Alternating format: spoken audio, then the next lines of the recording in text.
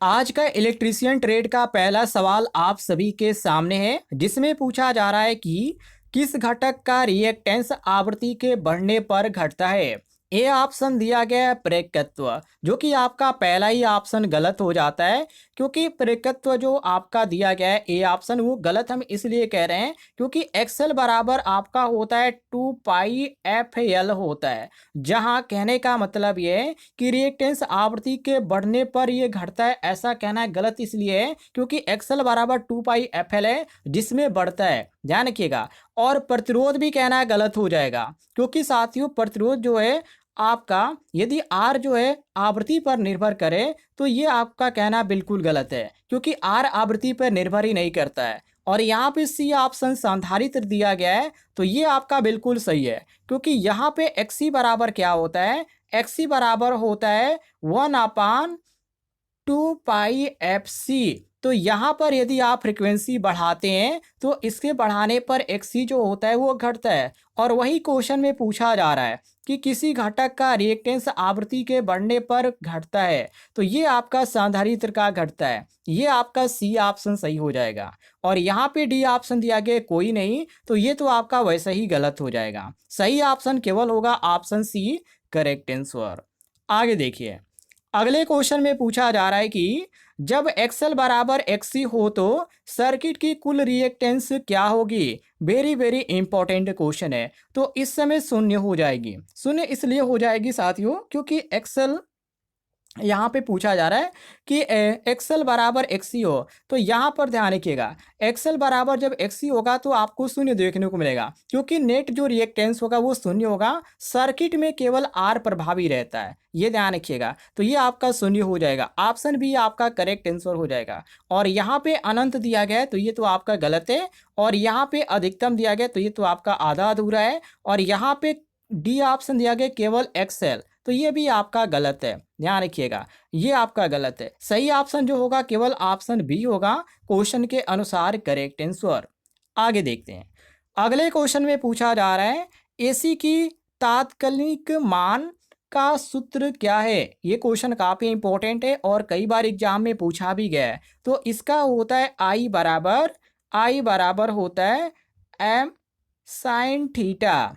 और यहाँ पे आपको बी ऑप्शन देखने को मिलता है करेक्ट आंसर। बी ऑप्शन आपका यहाँ पे साथियों सही हो जाएगा, क्योंकि एसी का तात्कालिक जो मान होता है वो टी बराबर आपका होता है आई एम साइन थीटा। और यहाँ पे आपको देखने को मिलता है ऑप्शन बी, क्वेश्चन के अनुसार करेक्ट आंसर। और यहाँ पर ए ऑप्शन दिया गया आई बराबर भी अपान आर, तो ये तो ओम का नियम है जो डीसी और एसी दोनों पर लागू होता है। और यहाँ पे दिया गया है सी ऑप्शन पी बराबर भी आई काश थीटा, तो ये तो पावर का फॉर्मूला होता है। और ये आपका डी याद दिया गया ई बराबर बी एल बी, तो ये फैराडे का नियम है। जो हमारा क्वेश्चन में पूछा जा रहा है कि एसी का तात्कालिक मान का सूत्र क्या है, तो वो आपका बी ऑप्शन यहाँ पे सही हो जाता है, मिला लीजिएगा।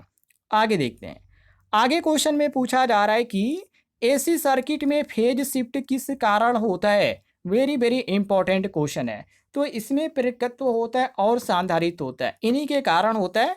और ये आपको देखने को मिलता है ऑप्शन सी में। सी ऑप्शन आपका करेक्ट आंसर हो जाएगा, क्योंकि जो प्रेरकत्व होता है जिसको हम एल से इंडिकेट करते हैं और जो संधारित्र होता है सी से इंडिकेट करते हैं, तो करंट और वोल्टेज में फेज अंतर उत्पन्न करते हैं। और वही क्वेश्चन में पूछा जा रहा है कि एसी सर्किट में फेज शिफ्ट किस कारण होता है, तो प्रेरकत्व और संधारित्र से होता है। ये आपका सी ऑप्शन यहाँ पे करेक्ट आंसर हो जाएगा। और यहाँ पर ए ऑप्शन दिया गया केवल प्रतिरोध से, तो ये कहना बिल्कुल गलत हो जाएगा, क्योंकि प्रतिरोध में कोई भी फेज शिफ्ट नहीं होता है, ये ध्यान रखिएगा। और यहाँ पे भी ऑप्शन दिया गया केवल आवृत्ति से, तो ये भी कहना गलत हो जाएगा, क्योंकि आवृत्ति से रिएक्टेंस बदला जा सकता है, लेकिन ये सीधा इसका रीजन ये नहीं बनता है, ये ध्यान रखिएगा। तो ये भी आपका गलत है।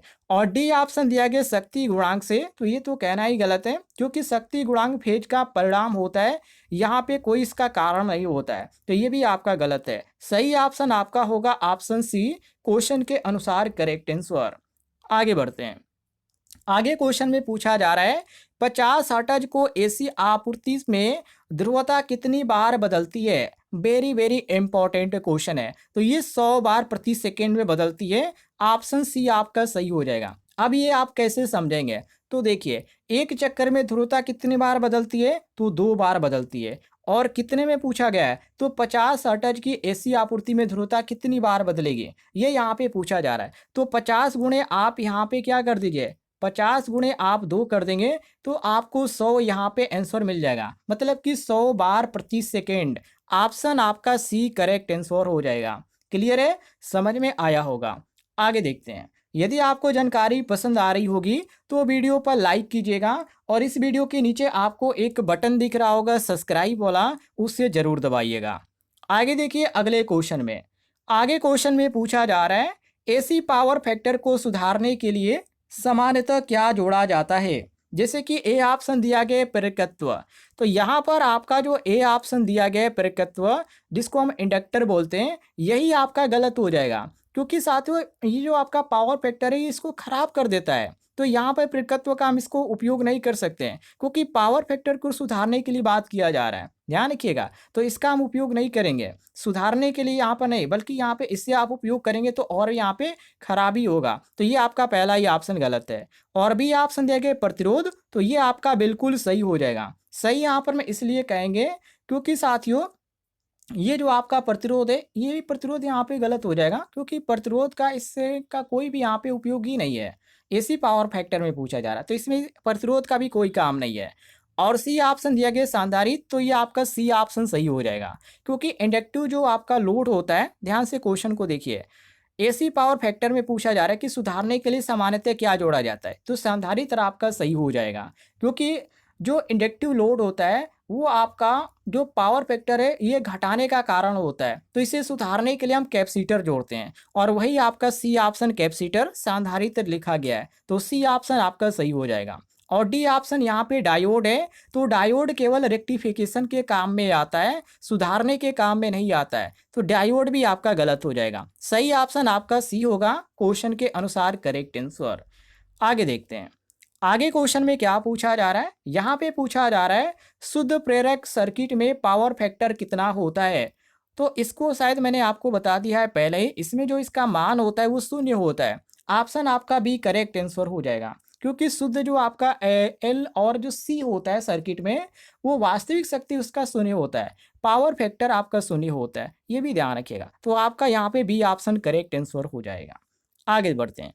आगे क्वेश्चन में पूछा जा रहा है कि एसी में स्किन इफेक्ट क्या है। वेरी वेरी इंपॉर्टेंट क्वेश्चन है। तो यहाँ पर ये एक इफेक्ट होता है, जो कि धारा जो होता है एक तरह से केवल इसमें सतह पर ही प्रवाहित होता है, जिसको हम स्किन इफेक्ट के नाम से जानते हैं। और ये ऑप्शन आपको ए में देखने को मिलता है, मतलब कि जब हाई आवृत्ति पर एसी जो होता है वो कंडक्टर की सतह पर बहता है, तो इसे ही हम बोलते हैं स्किन इफेक्ट। और वही क्वेश्चन में पूछा जा रहा है कि एसी में स्किन इफेक्ट क्या है, तो धारा केवल सतह पे प्रवाहित होना, इसी को हम स्किन इफेक्ट बोलते हैं। क्लियर है, आगे बढ़ते हैं। आगे क्वेश्चन में क्या पूछा जा रहा है, यहाँ पे पूछा जा रहा है कि एसी धारा का आविष्कारक कौन माना जाता है। अब ये क्वेश्चन काफी इंपॉर्टेंट है। तो आपने निकोला टेस्ला का नाम सुना होगा, जी हाँ, यहाँ पर आपका सी ऑप्शन सही है, क्योंकि टेस्ला ने एसी पावर सिस्टम का विकास किया था और एसी धारा का आविष्कारक निकोला टेस्ला को ही माना जाता है। और ए ऑप्शन दिया गया थॉमस एडिसन, तो इनके बारे में तो आप जानते ही होंगे, एडिसन डीसी के समर्थक थे। और यहाँ पे बी ऑप्शन है माइकल फैराडे, तो फैराडे ने तो विद्युत चुंबकीय प्रेरण खोजा था, तो ये अलग है। और यहाँ पे डी ऑप्शन है जेम्स वाट, तो जेम्स वाट का संबंध भाप इंजन से था। क्लियर, जो हमारा सही ऑप्शन होगा वो ऑप्शन सी होगा। आगे बढ़ते हैं। अगले क्वेश्चन में पूछा जा रहा है जब एसी को डीसी में बदलते हैं तो उसे क्या कहते हैं। ये क्वेश्चन तो काफ़ी इंपॉर्टेंट है, तो इसको रेक्टिफिकेशन बोला जाता है। और यहाँ पे आपको रेक्टिफिकेशन सी ऑप्शन में देखने को मिल रहा है, मतलब एसी को डीसी में बदलने की जो प्रक्रिया होती है उसी को हम रेक्टिफिकेशन बोलते हैं। क्लियर है, ऑप्शन सी आपका सही हो जाएगा। जानकारी आपको पसंद आई होगी तो वीडियो पर एक लाइक जरूर कीजिएगा।